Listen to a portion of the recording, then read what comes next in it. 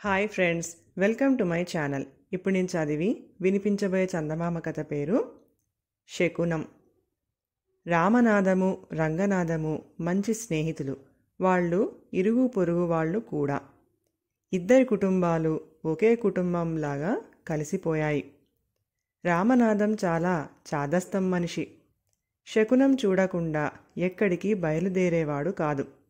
శకునం మంచిదైతే ఇబ్బంది లేదు, కానీ మంచి శకునం కాకపోతే అవసరమైన పని కూడా పాడు చేసుకొని గుమ్మం కదిలేవాడు కాడు.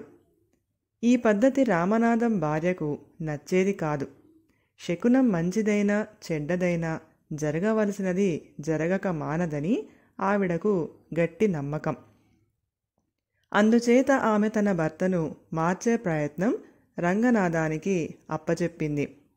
రంగనాథం ఒక ఎత్తు ఆలోచించి దాన్ని రామనాథం భార్యకు వివరించి చెప్పాడు.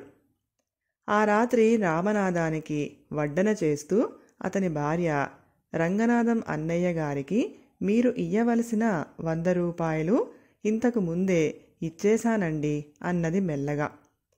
రామనాథం ఆశ్చర్యంగా, ఏం 100 రూపాయలు, ఎందుకు ఇయ్యాలి అని అడిగాడు. అదేనండి, నిన్న రంగనాథం అన్నయ్య గారు ఒక ముఖ్యమైన పని మీద బయలుదేరుతుంటే మీరు ఎదురు వచ్చారట. ఆయనకు వెళ్ళిన పని జరగకపోగా దారిలో 100 రూపాయలు పోయాయట. మీ శకునం మంచిది కదా అనుకొని బయలుదేరినందుకు ఆయనకు డబ్బు నష్టం జరగటం వల్ల ఆ నష్టానికి మీరే పూచీదారు అని, అతనికి మీరు 100 రూపాయలు బాకీ పడ్డారని చెప్పి ఆ డబ్బు తీసుకున్నారండి అన్నది రామనాథం భార్య.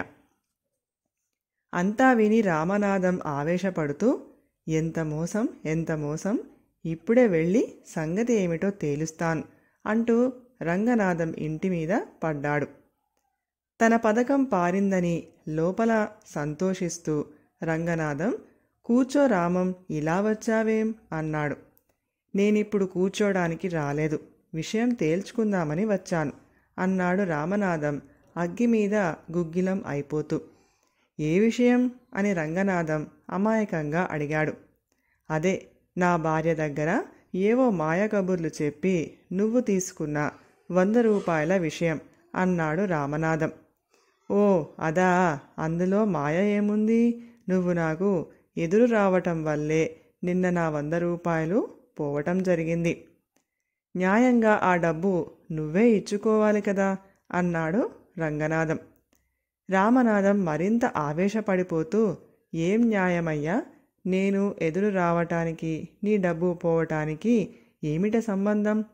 నీ అజాగ్రత్త వల్ల డబ్బు పోగొట్టుకొని మధ్యన నా శకునం అంటావా అన్నాడు. రామనాథం నవ్వుతూ, అయితే శకునాలంటూ పాటించరాదంటావా ఏమిటి? శకునానికి పని జరిగే తీరుకు సంబంధం లేదని ఒప్పుకుంటున్నావన్నమాట. నీ భార్య నాకు డబ్బు ఇయ్యనూ లేదు, నేను తీసుకోనూ లేదు. నీ శకునాల పిచ్చి పోగొట్టడానికి ఈ ఎత్తు వేశాం అన్నాడు. అటు తర్వాత రామనాథం ఎక్కడికైనా బయలుదేరబోతూ శకునం చూసే అలవాటు మానుకున్నాడు. కథ సమాప్తం. ఈ కథ గనుక మీకు నచ్చినట్లయితే ప్లీజ్ లైక్ చేయండి, షేర్ చేయండి. మరిన్ని మంచి మంచి కథల కోసం మా ఛానల్ని సబ్స్క్రైబ్ చేసుకోండి. Thank you.